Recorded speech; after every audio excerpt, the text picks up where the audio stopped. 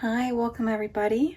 This is 80 from 80's Crafts and Things, and today I'm going to be teaching you how to do a foundation row with a double crochet so that you can get something that is nice and stretchy. So in order to learn, just go ahead and grab your yarn, your hook, and let's get started.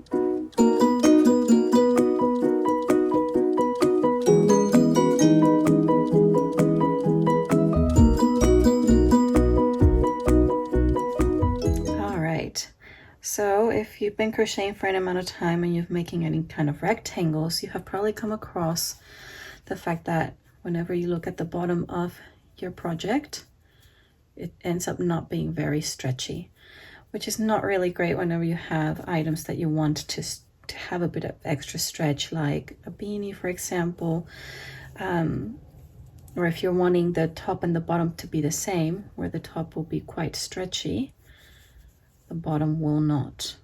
So in order to fix that, we're going to do what is called a foundation double crochet, which will allow for quite a lot of stretch on the bottom, just the same as the top. Okay, so today I'm going to be using this beautiful ball of cotton from Bendigo Woolen Mills. This is 10 ply, and I'm going to be using a 5mm hook. So to get started, just go ahead and do a slip knot. Whichever way you want to do it is fine. And we're going to start with a chain 3. Okay.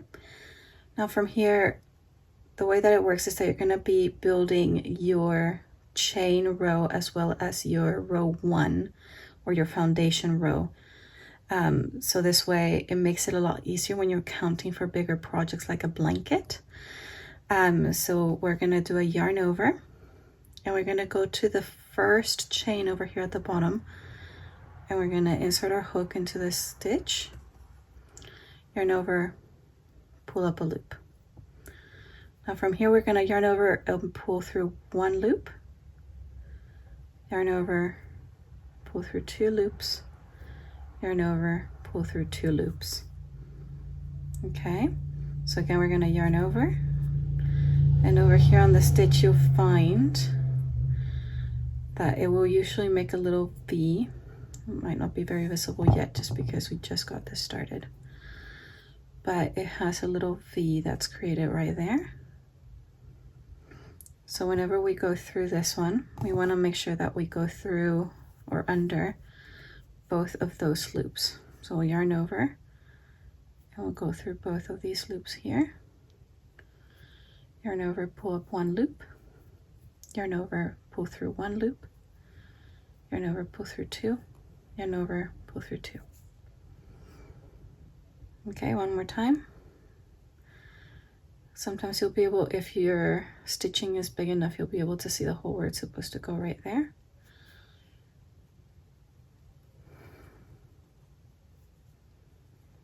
Okay, and then yarn over through 1, yarn over through 2, yarn over through 2. So we're going to be doing this until you get the desired length of your row. For this example, I'm just going to do 10 stitches.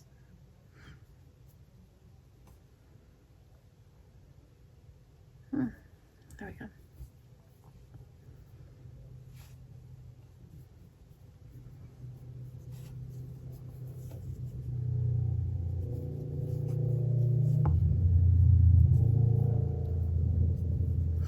Now this is something that I have used for blankets, I have used for beanies, I have used for scarves. You can probably use it for other wearables like cardigans and sweaters and such. And again, it just makes it to where the bottom is just as stretchy as the top is.